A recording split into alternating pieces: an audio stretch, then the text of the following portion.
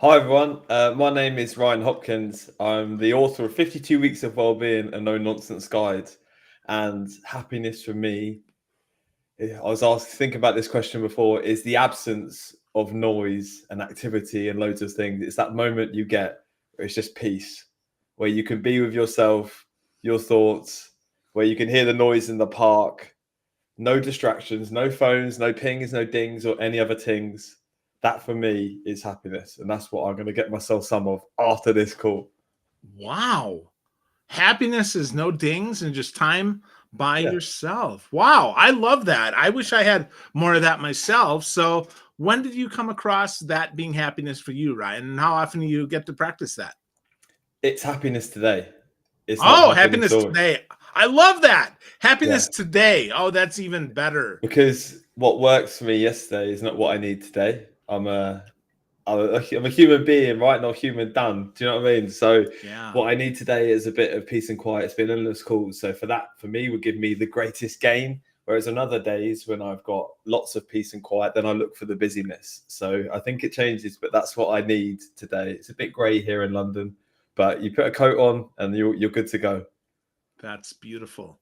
That's beautiful. Well, cool. Well, we got together a couple weeks back in London, and we learned about happiness being together. We got to spend some time, which was lovely. So, first of all, I just want to say thank you for the time that you shared with me. It was wonderful, and thanks for writing a great book as well. Because the book, now that I've met you, the book is like listening to you talk and listening to you read the book to me, which is lovely. I really love that. So, I just want to say thank you first of all.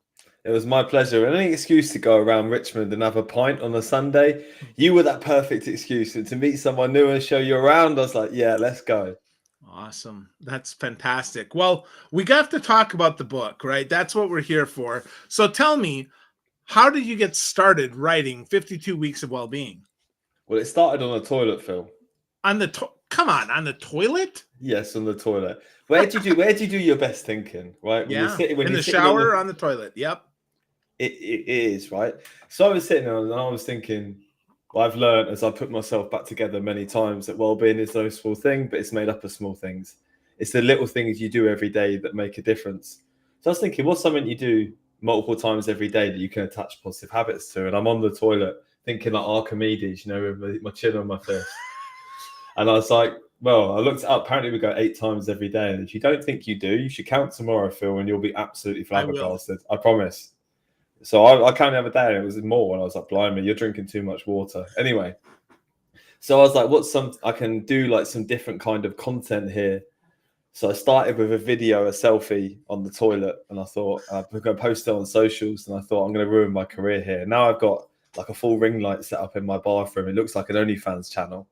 But I started creating content. You flush and you flourish. It's the little things that matter. We've overcomplicated what is often quite simple. So I started with this content. I did 100 odd episodes, put it into a book proposal, and that was going to be Toilet Break Wellbeing. Toilet Break Wellbeing evolved into 52 Weeks of Wellbeing from the guidance of my publisher, which was probably very, very wise. But it started on a toilet. Wow. That's funny. I love your line there. You flush and you flourish. I think that's so interesting, right? Because if we think about that, right, and go a little deeper, we're able to spend a finite period of time, and when we're done, we're done. Now we can let it go, release, and think about, okay, well, what's next? What else do I have to focus on? So I think that's pretty brilliant, Ryan. It's the little things. If you did 10 press ups every time you went to the toilet, you'd do 29,200 press ups this year. It's the little things. And that's all that ever matters. Well-being is never achieved like this. You don't go on a diet and lose it immediately. It's the little things and decisions you make every day. So if we just start to focus on those little windows in the day, because we're constantly distracted, let's be real. We both work on laptops, right? Yep, that's right. If we can create some windows or moments of calm, like I was saying that I would like in the park, you'd be surprised at the impact they can make over a long period of time. Oh yeah, no, for sure, right? And one of the chapters in your book is all about the little things. And I think that's so important, right? 30 seconds here, 60 seconds there, 5 minutes here, 5 minutes there. That's really good. So why though? Like why does that help us so much, Ryan? Why is it not just I just got to push hard and I got to do 1,000 press ups right now? Because then you can't do any more press ups tomorrow, right? If you go too hard now, there's nothing left in the tank. It's about sustained effort over time. And like, there's an amazing story of Dominique Balby. You probably remember this from the book, the Yeah. editor-in-chief from Vogue. He had a stroke, and he woke up with locked-in syndrome. He could only move his left eye. They eventually found out.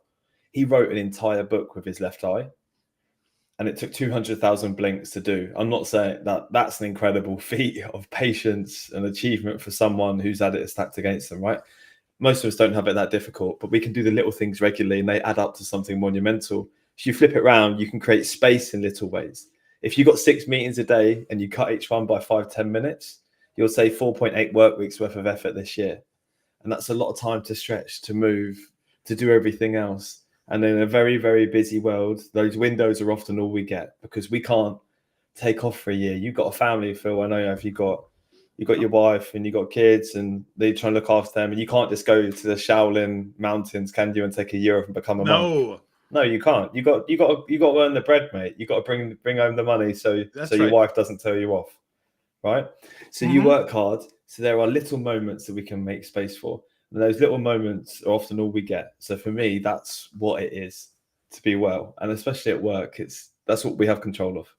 Yeah, well, so I like that, right? I wrote an article, actually, I think it might have published today even, about controlling the controllables. It's the dichotomy of control. Yeah, I love it. I wrote about that too. And I think that's so important that we remember that, right? To your point, we only have control of a few things, not everything, because we're working with other people. We're working with the world. I mean, we don't work in a vacuum. So I think it's so important that we do take advantage of those little moments. When you said you were coming to London, I thought they're the little things I can control, like try and make sure you had a better trip. And we and Phil went around Richmond. We were looking for all the sites from Ted Lasso, having a beer. It was great. And they're the little moments you can control. But there's lots you can't, and the world seems quite difficult at the moment. You just have to switch on the news, and it can bring you down quite quickly. And there's some serious stuff going on in the world, right? But can you control that? No. But can you take those little windows to do something for yourself? Yeah, you can. Yeah. And that's all we have, and to think otherwise will slowly drive you insane. So we have to accept that we're impossibly small and insignificant as individuals, essentially. And that's like the cosmic insignificance therapy, which I love. Take yourself to the park or somewhere by the sea and remember how finite and small you are. We're an ant in the vastness of the cosmos, and then it helps you like switch off and you think, oh, maybe that email wasn't that important, but it can be everything and it can feel everything because we exist inside our own heads, right? So take that second, put it into context, and eventually you might come back down to size and think, all right, so maybe I can just do this little thing. Yeah, well, I hope so, right? I hope we can do that little thing, and that's important. And one of the little things, that you talk about in the book is the difference between happiness and joy. And I think this is interesting, right? Because I love happiness, right? I love happiness because I try to be in the moment. But you talk about joy as being something bigger. So tell me about the difference for you, Ryan. Yeah, of course. It's a good one.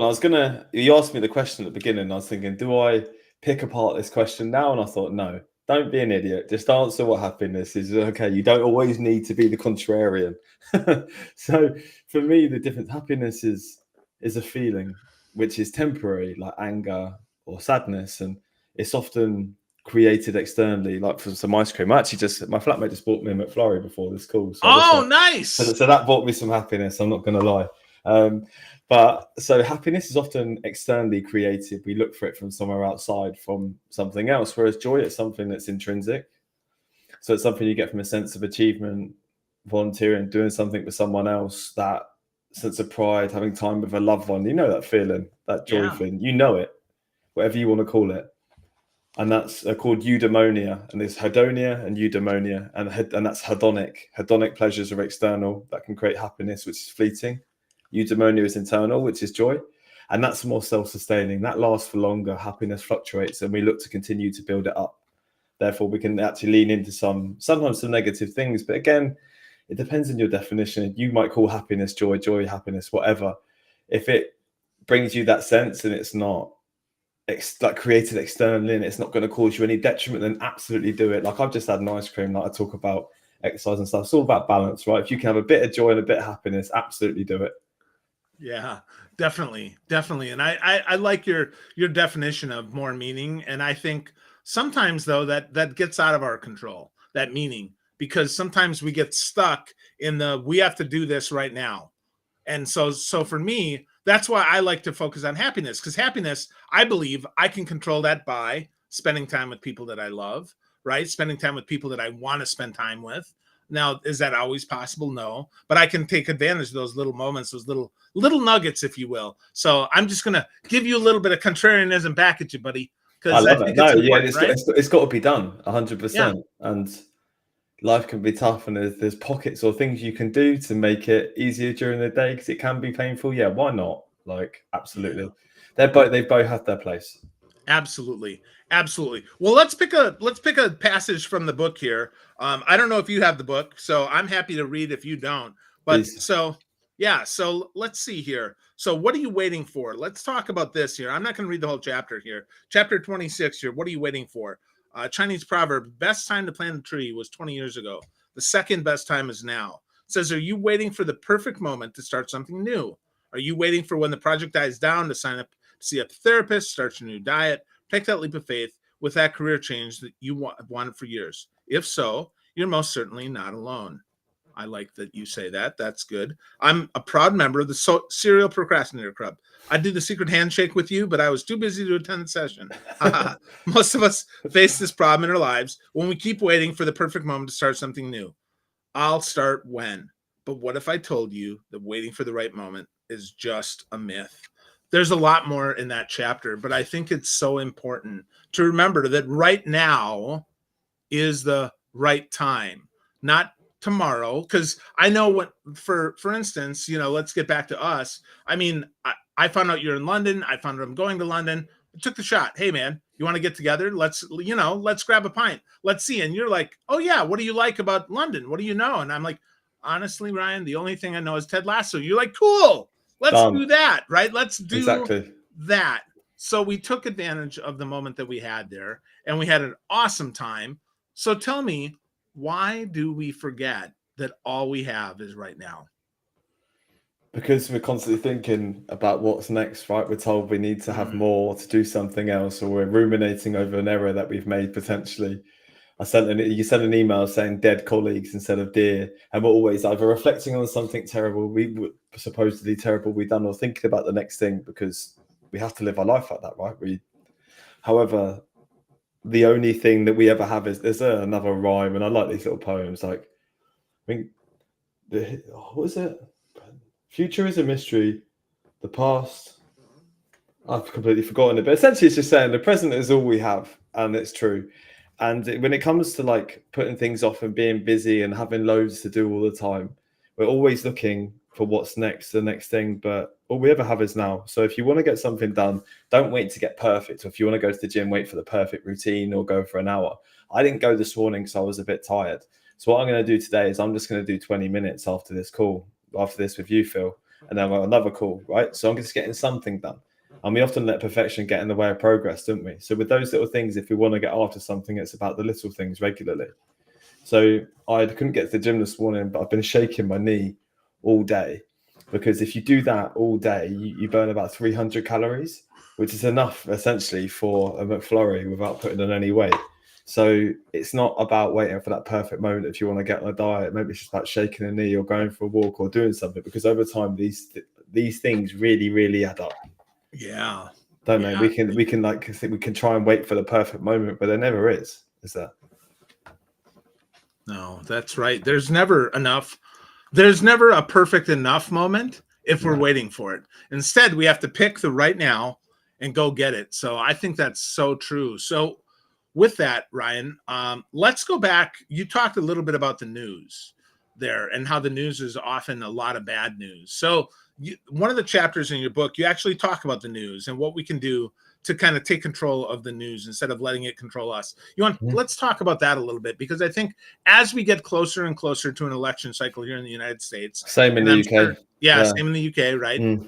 As we get closer and closer to that, we're going to hear more and be bombarded with more and more bad news, because if it bleeds, it leads. So let's talk about that, Ryan, and how we can overcome all the crap that's out there. It's fears, fires, and fake news, right? Good news doesn't make the news, is it? How often do you hear that two men that don't know each other go to Richmond, have a beer, and see Ted Lasso sites? That you don't. But that Right, was that's nice, right. and for me, that made me happy. Me You too. don't hear these things because it doesn't sell, does it? We're in an attention economy, and you check your phone 352 times a day. So whatever it is on your phone, it has to come up and be different enough to either make you angry or make you sad or make you really excited. And that's another type of content, right? But we're not going to talk Yeah. about that today. So it has to do that immediately, and it's got to make you like drive some emotional reaction to make you want to go into it, because your eyes are money. That is the currency. So to do so, they have to be sensationalist, and everyone has an agenda. So for me, it just makes me feel terrible. I already know these things are going in the world when I speak to my mum or family or friends and other things, and I see it on socials, which I try not to spend too much time on now. So I get the information I need, but do I need to see that there is conflict going on in some place every single day for months on end? I don't think And so. I can actually do nothing about it. I can do my piece. I can support people around me. I can give attention to people who've got family in those areas, regardless of what side, right? And I can say I can be my best self and try and positively influence around people around me. Can I do anything about it there? No. So when I was younger, I had bulimia for about 8 years, and I used to obsess over like bodybuilding articles and stuff like this. Was before TikTok. I'm glad I didn't have that when I was young. And I used to just surround myself with that content that just made me feel awful about myself. So what I do now is I curate my feeds. I don't look at the news. I don't watch the news. I don't have the news apps on my phone. I don't need the notifications that things are shit.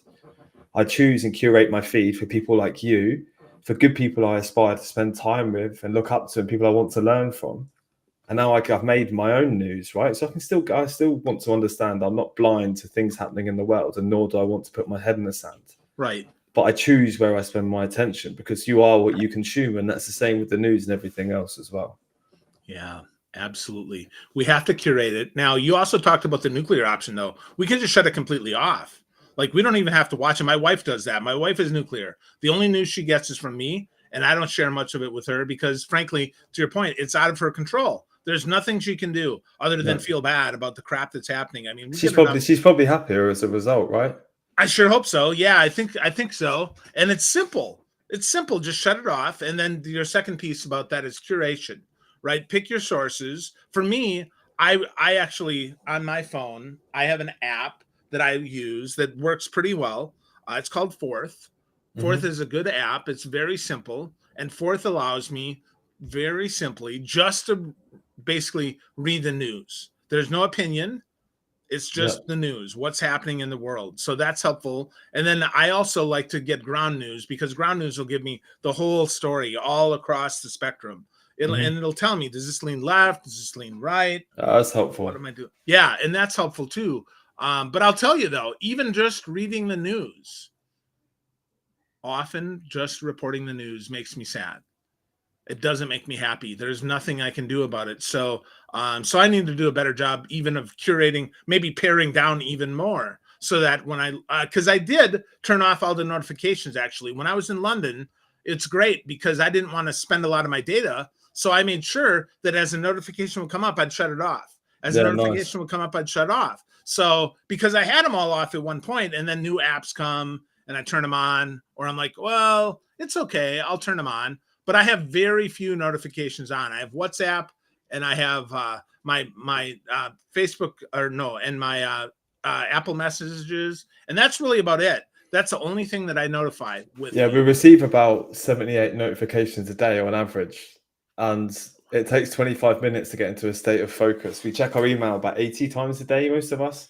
So between those two things, you are never able to get into a state where you can do good work. And we conflated being busy and being productive, and that just rolls over into our evenings, right? You can't get through an episode of The Office like without being pinged or something. So we can never actually fully switch off. And it's the same, like work just bleeds through into our evenings and personal life as well.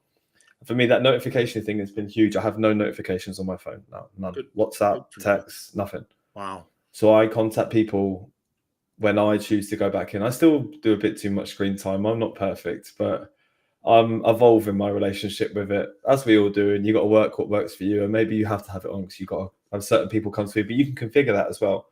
And you can organize your work notifications. They come through in certain hours. You do not need to be messaged and like noise come through your laptop your phone and everything else. It's just a recipe for a distracted, unhappy work life and outside of it. So we can take some control. They are our devices. We are not. It's not the other way around, right? So we need to configure them in our favor. But it's difficult when you feel like you have to be involved all the time. You know what it's like. You have to be posting on social, writing content. For me, what I do, I post every day on LinkedIn, and the temptation to check the post every single 2 minutes for that like ping of like excitement and validation that I'm doing the right thing. I'm trying my best now to time box the times that I check it. So I go on, as soon as I put the content up, I drive the traffic for 30 minutes, I close off for a bit, and I'm developing my relationship again, but not perfect. It's an evolution, isn't it? But as long as I create those windows to focus on myself each day, regardless of how busy I am with the book or the work and anything, I know that I can turn up again tomorrow and keep bringing energy, because to change the world and do what I want to do, I've got to turn up as my best self, right? Absolutely. Absolutely. Well, we have to have the energy to do that. And that's being our best self as much as we can. That's exercising in little bursts of time. That's being quiet when we can be quiet. And sometimes that's being noisy when we need to be noisy as well. But always the spectrum, mate, as you say, the happiness, the joy, all of it. It's never as black and white. Yeah. As people say, there's never a fixed solution. We evolve, we change every day. Our circumstance changes, the people around us change, the environment changes. So to continue to find the same thing to yield results for ourselves is going to be wrong, and we're going to evolve, or at least we should as individuals. So you got to keep thinking, what do I need? What do I need right now? And just plan the fuck out of it. Excuse my French. Like, you are your priority. You are, and the work emails and calls will be there later. And the most important part for me every day for years of my day was 12:15 when I would call my nan. I started during the pandemic for her, but then I carried on for years for me, and I lost her last April suddenly. But I don't regret any call I didn't attend. I don't regret the email that I had to wait 45 minutes. It brought me so much joy, and that is real joy. Happiness as well, because it's temporary, but I told you the line is blurry. But they're the things that matter. And in a busy, distracting, from what can seem a terrible world, these are things that we have to prioritize more than anything else, and we create space for that. And you can keep turning up for other people as you do, doing what you do, bringing people on this show. And I appreciate you for reaching out and bringing some happiness to my Sunday as well and today. Yeah, my pleasure, my friend. Well, this book has given me great joy as well. There's so much good stuff. I mean, really, Ryan, I have to tell you, I could flip to any chapter at all. But the last one that I want to close with is about your circle. I think that's so important, right? We find that loneliness is as bad as smoking 15 cigarettes a day. Mm-hmm. So let's talk about our circle and how we build our circle and how we can encourage people to build their circle so that they're happier. And by the way, I just want to say with that, thanks for being in my circle, my friend. I appreciate you. Absolutely, my pleasure. There's a distinction to make, because I like to pick up on the question. So I spoke about spending time on my own, and you think, oh, that sounds lonely. There's a difference. There's a place of nurture, there's solitude, where you can just find some peace for yourself. Being lonely is when you're yearning for others. Solitude is when you yearn for yourself and that peace.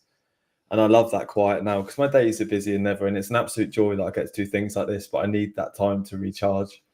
And I look for both. But then my circle of people now, I'm fortunate enough to meet a lot of amazing people. The social stuff is really spreading now, and I have a lot of people around, but more important than ever, picking the people that bring me that joy, that peace, that sense of contentment. And often they're not people that are going to bring anything to your career or anything else, but for the pure love of spending time with them, like your old friends. You never laugh like you do with your school friends or the people you played basketball with when you were younger. And it's more and more important as I turn into as a grumpy old man. I get busier and busier than ever with the book and the work, that I carve time out for that, because all work and no play makes Ryan a dull boy. And for me, every day I speak to my mum, I speak to my granddad a couple of times a week on the phone, speak to my dad, my brothers. Now, phone calls for me are where I get like the most love. I do video calls all day, and I love like picking up the phone to someone, going a bit old school.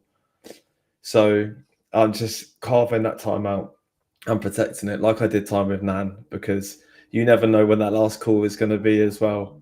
And at the end of the day, who are you doing it for? If not for yourself, it's for those people in that circle as well, right? So keep them close, make time for them. One more thing, one of my friends, actually I'm going back to my hometown this weekend. One of my friends passed away suddenly a couple of weeks ago. He was only 34, had a brain hemorrhage, and we played rugby together. Real top man, Joe Knight, and we're going to go and play a game in his memory this weekend with boys that used to play together 20 years ago. And we're going to wear Hawaiian shirts, probably drink lots of beers, and cry probably quite a lot and play a game. And what else is it for if it's not for those people? And we can get distracted with all of the news and the notifications and everything else, but that is all that matters. So yeah, it's pertinent. It's a good question at the moment because I've been thinking about that a lot with what I'm going to be doing this weekend. Yeah. Thank you for asking. Absolutely. My pleasure. Yeah, the circle. It's super important. Keep it close and then expand it out as we need to. I can tell you that every single day I get a text from my dad. My dad's 77, Ryan, and my dad has a T9 phone. So he's like this. He has to tap. And every day he sends me a text to let me know how his day is going. And I got to tell you, I look forward to those texts so much. I talk to my mom probably 4 days a week. Those are the two most important people in my life, besides for the ones that are over my head here with my family close by. But I think it's so important that we slow down and we take time for those that are most important, right? Our really tight circle. I would almost say that's like a, that's a circle that is small enough to be powerful. Yeah. And yet it is large enough that we can make time for it and that it can give us strength. So with that, I'm super glad that you would make time for me. I'm super glad that you're here. This book is fantastic, friends. If you're listening in, I want to encourage you, pick it up, pick a chapter, any chapter at all, right here. This is so funny, Ryan. The chapter that I just flipped to just for fun here, the rest ethic, which you're going to get to do right after this. Taking time for yourself. Perfect timing. Exactly. We're busy, right? But we've got to develop a rest ethic that's equal. If you want to continue to turn up and do amazing things, you got to prioritize the hell out of yourself. And it's quite a rebellious act at the moment when the easiest thing would be to continue and keep dipping in. Yeah, step away, make that time, call a loved one, have the ice cream. You do you, because all of the emails and the calls are going to be here later, right? You are your priority, nothing and no one else. You get that right, then you can turn up for the people you love, your work and everything else. Absolutely. So Ryan, if people want to get more from you, where would they go? Where do you want them to go? LinkedIn's normally best. I'm a bit of a LinkedIn fiend, as I said, and I actually love the people on the platform and the energy from that place as well, because people are generally nice. And then Future of Wellbeing on Instagram and TikTok, and then the book's available around the world. I'd love to know what you think when you dip into it as well. Yeah, fantastic. So give us that Instagram handle one more time, please. Yeah, it's Future of Wellbeing. One word. Future of Wellbeing. Okay, that's great. So if you want to find Ryan, go to Instagram, search for Future of Wellbeing. That's all one word, or find Ryan Hopkins on LinkedIn. Lots of great stuff shared today. I just want to encourage folks, now that you've listened to this, go take some time for you. Go practice your rest ethic. Ryan is going to go rest. I'm going to go rest. We're going to take some time. And I encourage you, get a copy of the book, because every chapter, every little piece, while Ryan wrote it on the toilet, it's still fantastic. So thanks, my friend. I appreciate you. No, my pleasure. Thank you for having me. There you go. There you go. Yeah. Can we make those hearts go? For me too. Maybe not today, right? Maybe not today. I'm not as good. Oh, there we go. I got him. Yeah. All right. All right.